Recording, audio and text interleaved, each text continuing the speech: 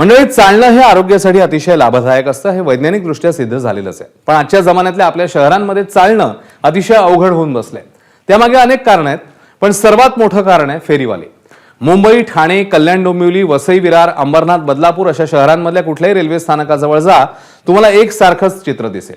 आधीच अरुंद असलेले फुटपाथ, त्यावर शेकडो फेरीवाले, फुटपाथच्या खालून चालायचं म्हटलं तर वाहनांचा धोका। पण या फेरीवाल्यांचं करायचं काय?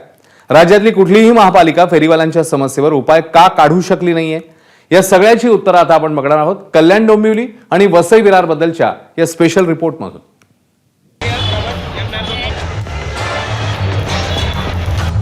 हे दृश्य पहा, हा डोंबिवली रेल्वे स्थानक परिसर आहे असं सांगितलं तर तुमचा विश्वास बसणार नाही। ज्या ठिकाणाहून दररोज लाखो लोक ये जा करतात, तिथे फेरीवाल्यांची संख्या बघा।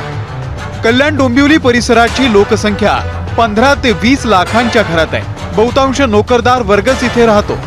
हा वर्ग आयकर भरतो, घराचा मालमत्ता करही भरतो, पण बदल्यात मिळते तीही गजबज। 2014 सालीच कोर्टाच्या आदेशानुसार महापालिकेच्या हद्दीमध्ये असणाऱ्या सर्व फेरीवाल्यांचं धोरण आखण्याचा एक आदेश दिला होता। मात्र कल्याण डोंबिवली महानगरपालिकेने अशा पद्धतीची समिती देखील गठीत केली। मात्र त्यानंतर गेली 10 वर्ष जर पाहिलं आपण तर फेरीवाला धोरण हे जे अजूनही अंमलात आले नाही। त्यामुळे आता सध्या फेरीवाल्याचा प्रश्न जो आहे तो मोठा निर्माण झाला। आता जाऊयात वसई विरारला। दृश्यात काहीही फरक नाही, तसाच रेल्वे स्थानक परिसर, तीच गर्दी, तेच अनधिकृत फेरीवाले आणि तीच गैरसोय। इथेही रस्त्यांवर चालणाऱ्यांना कुणीही वाली नाही। वसई, विरार, नालासोपारा या सगळ्या ठिकाणी जर आपण बघितलं तो फेरीवाल्यांनी अक्षरशः रस्ता पूर्णपणे काबीज केलेला आहे। मी आता सध्या नालासोपारा पूर्वेकडे हा स्टेशन रोड आहे आणि या स्टेशन रोडवर जर बघितलं तर आपण हा संपूर्ण रस्ता जो आहे हा पूर्णपणे फेरीवाल्यांनी कॅप्चर केलेला आहे। या परिस्थितीला फेरीवाल्यांपेक्षाही त्या महानगरपालिका जबाबदार आहे। याची कारण दोन आहेत। पहिलं कारण, रस्ते आणि फुटपाथ बांधून झाल्यावर ते मोकळे ठेवण्याची जबाबदारी महानगरपालिकेची असते। कारण क्रमांक 2, आपल्याकडच्या एकाही महानगरपालिकेला फेरीवाला कायदा व्यवस्थित राबवणं शक्य झालेलं नाहीये किंवा त्यांना तो राबवायचाच नाहीये। हा फेरीवाला कायदा नेमका काय आहे तेही पाहूया। प्रत्येक शहरी स्वराज्य संस्थेनं फेरीवाला क्षेत्र आणि ना फेरीवाला क्षेत्र ठरवावे। राज्य सरकारनं गठीत केलेल्या फेरीवाला समितीनंच ही क्षेत्र जाहीर ठरवून द्यावीत। फेरीवाला समितीनं शहरात फेरीवाल्यांचा सर्वे करावा आणि प्रत्येक वॉर्डमध्ये फेरीवाल्यांना परवाने द्यावे। फेरीवाला परवान्यांची संख्या वॉर्ड लोकसंख्येच्या 2.5% अधिक असू नये। परवानाधारक फेरीवाल्यांनी फेरीवाला क्षेत्रामध्येच व्यवसाय करावा। फेरीवाला क्षेत्रामध्ये फेरीवाल्यांवरती विनाकारण कारवाई करू नये। ना फेरीवाला क्षेत्रामध्ये एकही फेरीवाला व्यवसाय करता कामा नये। महाराष्ट्राच्या एकाही शहरात हा कायदा एक दिवस देखील लागू होताना दिसत नाही। कारण परवाना देणं तर दूरची गोष्ट आहे, अनेक महानगरपालिकांनी फेरीवाल्यांचा सर्वेही केलेला नाहीये। प्रगती झालेली नाही असं नाहीये। हा, रिझल्ट जो आहे त्याच्यामध्ये ज्या संमती व्हायला पाहिजे एका जागेवर म्हणा किंवा एका ठिकाणावर, त्या ठिकाणावर होत नाही। त्याचं कारण पण असं आहे की बरेचसे फेरीवाले काही ठिकाणी 20-20, 30-30 वर्षापासून व्यवसाय करतात। ती जागा जर नॉन वेंडिंग मध्ये झोन आली तर त्या ठिकाणाहून त्यांचं विस्थापित होण्यासाठी थोडासा त्याला विरोध असतो, नकार असतो। मंडळी, आम्ही फेरीवाल्यांच्या विरोधात नाही, त्यांनाही आपला उदरनिर्वाह कमावण्याचा अधिकार आहे। पण आपल्या महानगरपालिका ना जनतेचा विचार करत ना फेरीवाल्यांचा। आतापर्यंत महानगरपालिकाने आमच्या लोकांना जागाच नाही दिली आहे। आम्ही जायचं कुठे? मग मागणी भरपूर केला, आमच्या कुठे हेच नाही। लोक कर आमच्या जेवढे नेता असतात सगळे पळून जातात, पण थांबतात नाही, नुसतं पैसे घेतात आमच्याकडून पळून जातात। आता कुठला नेता पकडायचा? आम्हाला मार्ग कोणी दाखवायला पाहिजे का नाही? महानगरपालिका एकतर्फी करते की स्टेशन पासून 150 मीटर 100 मीटर लांब बसायचं। आता पर्यायी जागा त्यांनी पहिले द्यायला पाहिजे, नंतर कारवाई आमच्यावर करा, आम्ही नाही म्हणत नाही, पण पर्यायी जागा पहिले द्यायला पाहिजे महानगरपालिकांनी। त्या मीटिंग मध्ये सगळे वॉर्ड ऑफिसर येतात, पथक प्रमुख येतात, ही जागा देऊ शकत नाही, ती जागा देऊ शकत नाही। साधारण प्रामाणिकपणे सांगतो, एक तुम्ही संध्याकाळ बघितली त्यांचे रेट आहे, संध्याकाळी 2000 भेटतात, रात्री 2000 भेटतात, अशा पद्धतीचे हप्ते आहेत।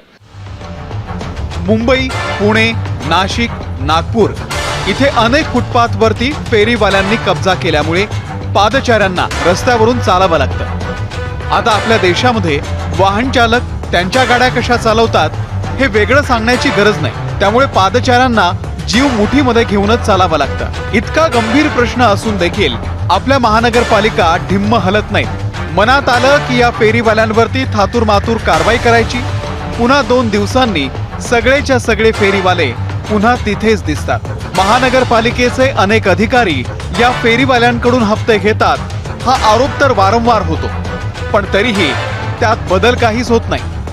जोपर्यंत राज्य सरकार सर्व महानगरपालिकांना सक्त ताकीद देत नाही आणि कारवाई सतत सुरू राहिली पाहिजे याची खातरजमा करत नाही, तोपर्यंत काहीही बदलणार नाही। पण आपल्या सरकारी यंत्रणांना जाब विचारणारं कुणी उरलेलंच नाहीये, त्यामुळे सर्वसामान्य कालही वाऱ्यावर होते, आजही त्यांना कुणी वाली नाहीच आहे। डोंबिवलीहून सुरेश काटे आणि वसईहून प्रभाकर कुडाळकर सह ब्युरो रिपोर्ट एबीपी माझा। आता बातमी पुण्यामधनं। पुण्यामध्ये तब्बल 250 एकरांवर पसरलेल्या ग्लायडिंग सेंटरच्या खासगीकरणाचा घाट घालण्यात आलाय। या भूखंडाची किंमत सुमारे 2,500 कोटींच्या घरात आहे। या भूखंडाच्या श्रीखंडावरच डोळा ठेवून ग्लायडिंग सेंटरचं खासगीकरण होत आहे असा आरोप स्थानिक नागरिकांकडून करण्यात येतोय। पुण्यातल्या नागरिकांनी या निर्णयाविरोधात मोहीमही उभारली आहे। पाहूया माझाचा स्पेशल रिपोर्ट। पुण्यातल्या हडपसर परिसरात 250 एकरांमध्ये पसरलेलं हे ग्लायडिंग सेंटर शहराचं फुफ्फुस म्हणूनही ओळखलं जातं।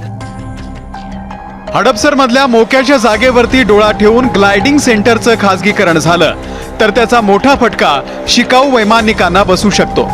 हडपसरच्या या ग्लायडिंग सेंटरमध्ये शिकाऊ वैमानिकांना केवळ 187 रुपये भरून एका उड्डाणाचा अनुभव घेता येतो।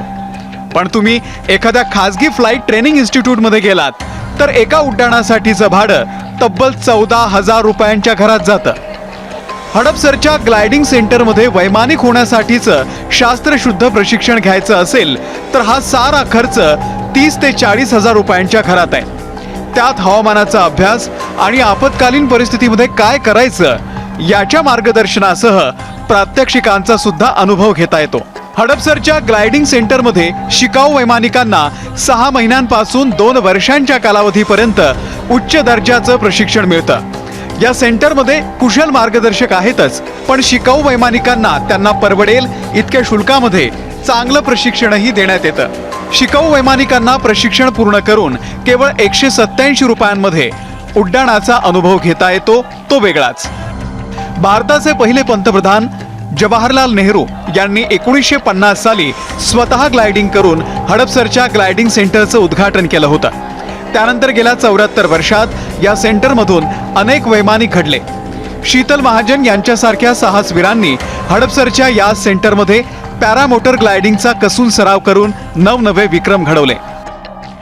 गेल्या 74 वर्षात ग्लायडिंग सेंटरची जबाबदारी नागरी विमान वाहतूक महासंचालनालय म्हणजेच DGCA कडे होती, पण नजीकच्या काळात या ग्लायडिंग सेंटरची जबाबदारी केवळ 1 रुपया भाड्याच्या मोबदल्यात एअरपोर्ट अथॉरिटी ऑफ इंडियाकडे सोपवण्यात येणार आहे आणि त्यानंतर ग्लायडिंग सेंटरच्या जबाबदारीचं खासगीकरण होणार असल्याचा दावा स्थानिकांकडून करण्यात येतोय। 187 रुपये नाममात्र रकमेमध्ये ग्लायडरची एक फेरी मिळते। एक वैमानिक तयार व्हायला साधारण 200 फेऱ्या कराव्या लागतात त्याला, म्हणजे साधारण 40 ते 50,000 रुपयामध्ये एखादा मुलगा वैमानिक होऊ शकतो। इतकं सर्वसामान्य फी इथं आकारली जाते। जर ह्याचं DGCA कडनं एअरपोर्ट अथॉरिटी ऑफ इंडियाला जर हस्तांतरण झालं तर त्याच्यामध्ये त्यांनी PPP शब्द वापरला आहे। पब्लिक प्रायव्हेट पार्टनरशिप जर ज्यावेळेस येते त्यावेळेस 100% मागच्या दारानं ते खाजगीकरण असतं, मग तो रेट फार प्रचंड प्रमाणात वाढेल। पंडित जवाहरलाल नेहरू यांनी 1950 साली देशामध्ये 18 ग्लायडिंग सेंटर्सची सुरुवात केली होती।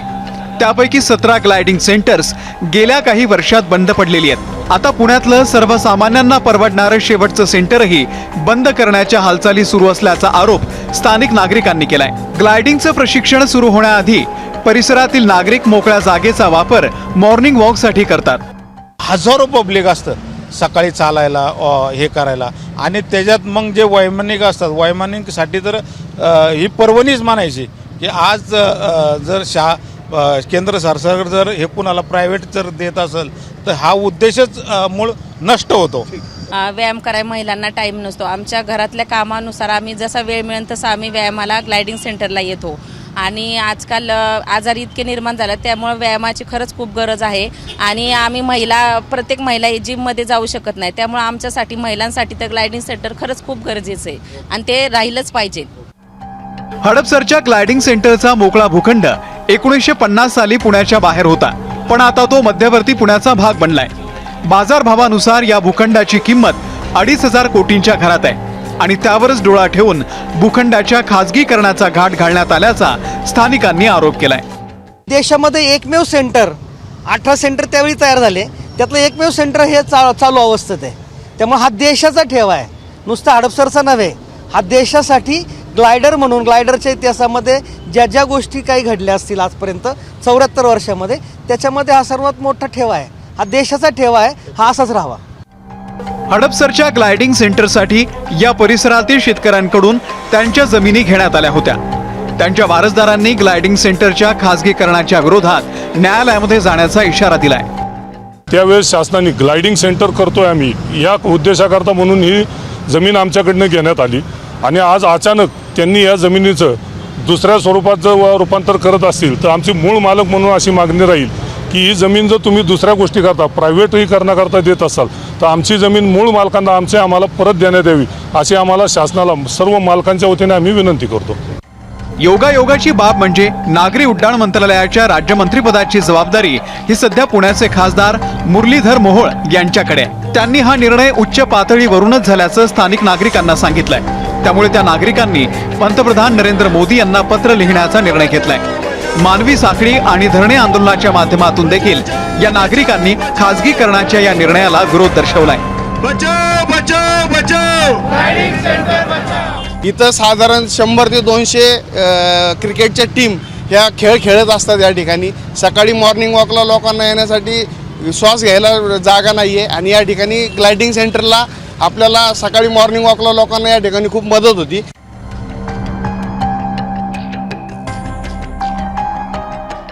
सिमेंट कॉन्क्रीटच्या बेसुमार बांधकामांमुळे पुण्यात खेळाची मैदानं आणि मोकळ्या जागा मुळातच कमी उरल्यात. असं असताना पुणेकरांना शुद्ध हवा आणि शिकाऊ वैमानिकांना अल्प दरात प्रशिक्षण देणारं हे ग्लायडिंग सेंटर काळाच्या पडद्याआड जाणं पुणेकरांना परवडणारं नाही. मात्र तब्बल 2,500 कोटी रुपयांच्या भूखंडावर डोळा ठेवून या ग्लायडिंग सेंटरच्या खाजगीकरणाचा घाट घालण्यात आलाय.